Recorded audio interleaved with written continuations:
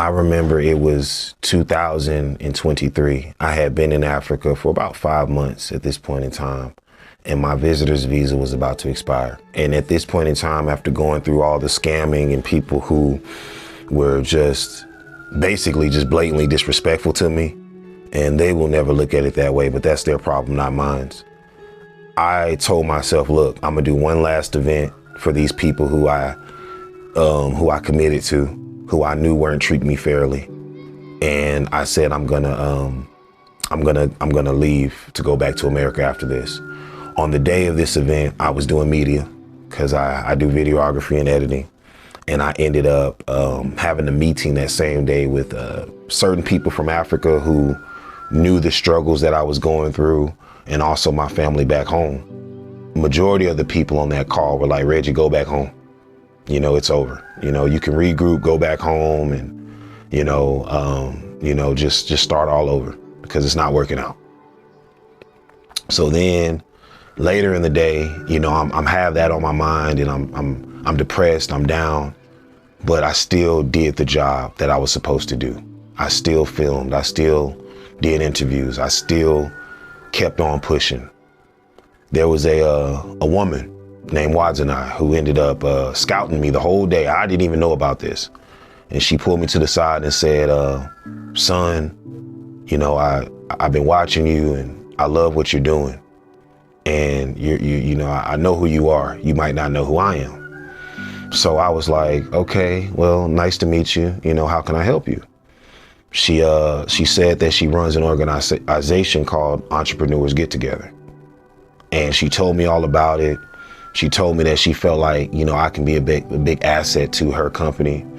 And I was basically telling her, I was like, look, ma'am, with all due respect, I might be leaving soon. And she said, well, maybe I can help you change your mind. So mind you, she gives me her business card. And, I'm back at home, and I'm already thinking like, look, Reggie, just go back to America. Do not call this woman. And there was something in my mind that said, no, Reggie, give it a chance. What's the worst that can happen? I've been here before. I'm already thinking it's going to be another scam operation. I end up calling this lady, and she welcomes me to her home, picks me up, introduces me to her family. She has the 3 most, phenomenal children that you could ever think, could imagine, in Simba, Kuda, and Little One. And I eventually meet the man of the house, who was King Blaze. And when I say this was one of the most welcoming men I've ever seen in my life or met, it really brought joy to me. So in my mind, I'm still thinking you can still get scammed, Reggie, you just don't know. And a few days later, this lady and her husband set up a whole entire class for me. A class that I've been longing for the 5, almost to 6 months that I've been in Africa. Mind you, I'm in Zimbabwe at this time. So we do the class. I'm being treated with so much respect by all the students and everything. And my mom, or Queen Wadzani, I call her mom, was like, put your mom on the phone. Put your family on the phone. After the event was over, she was like, put them on the phone. And I put them on the phone, and she called my mom and my family and said, look, I want y'all to know that Reggie I know he's gone through a lot, but Reggie has family here now. We apologize on behalf of all the people who did him wrong, but he won't have to worry about that anymore. And boy, she was not lying. She was so honest when she said that this family, they sent me off to Malawi. I was supposed to go to Malawi when I first came to Africa, but the cyclones hit. But Malawi, 5 months later, Malawi, being the phenomenal country that they are, came together, pulled together, and, made sure that Malawi was up and running again. So I went there, and my African mother and my African father, King Blaze and Queen Wadzani, sent me off to their extended family in Malawi called the Chingwalu family. And I remember the Chingwalus, they welcomed me with open arms, all of the children. King Chingwalu, he has 4 children, 2 boys, 2 girls. And I already know how it is. It's like, hold up, you got a grown man coming in our house. What's this? And I told him, I was like, look, I'm getting on my feet. Before you know it, I'm gonna end up moving out. You guys don't have to worry. I'm not gonna be a burden. And King Chingulu and his family was welcoming. They were always loving, always respectful. I remember the first night I stayed there, the youngest boy, the youngest child, you know, he came up to me and just gave me a big hug before I went to sleep and embraced me and let me know, hey man, we're happy to have you here. So that was an honorable experience. King Chingulu introduced me to other people who needed help media-wise, and I was, you know, opening myself up to do more classes, etc. My African mother still kept in contact with me, her and King Blaze, and they kept on, you know, sending great people my way. I eventually met who would become my African god brother, Charles. And King Charles, he very, very nice man, one of the most nicest people I've ever met, to be honest with you. And I remember every time that I was in Lilongwe, he would always look after me. Anytime I would try to reach in my pocket to try to give him, you know, money to help, he was like, nope, your money's no good here. We're brothers. And he was like, look, just know that anytime I ever come to America, I know you're going to look out for me the same, which is 100% true. I would never let anything, you know, I would make sure that anybody who comes to America, they always get treated with respect. So, and care.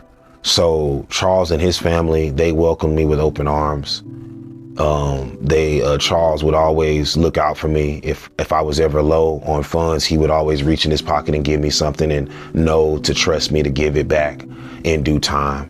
And I was just so honored that, you know, my African family, you know, pulled through and made me, it took me from not hating Africa, but just hating my first experience to having the most remarkable experience ever.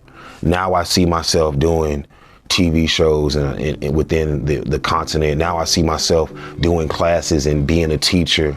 And, you know, I'm thankful to Mrs. Muponga and Mr. Muponga for that great opportunity, and all the students and the parents and Principal Moyo for all the help that they've done to give me my opportunity, and all the people at the schools near, you know, Mentor Center in Zimbabwe.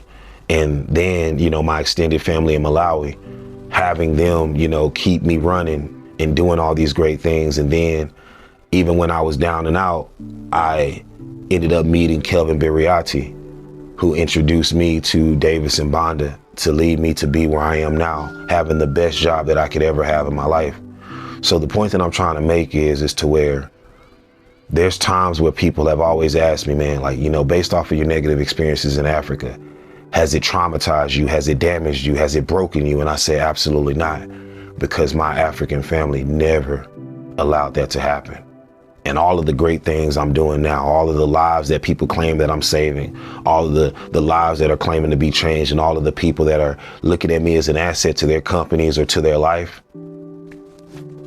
none of that would be possible without Queen Wadzani tapping me on the shoulder, pulling me to the side and say, I want to take you in as my son. And I know my husband will too. So I'm very grateful and thankful for King Blaze and Queen Wadzani for not just doing the phenomenal works within Zimbabwe and Africa, but for saving my life. And for all those people that want to know about some of the traumas that I dealt with when I was in, you know, Africa the first time around and later down the road, yeah, I talked a little bit about it. And to see that video, click the link on screen. And don't forget to support Queen Wadzani's business, Entrepreneurs Get Together. All the information is in the description below.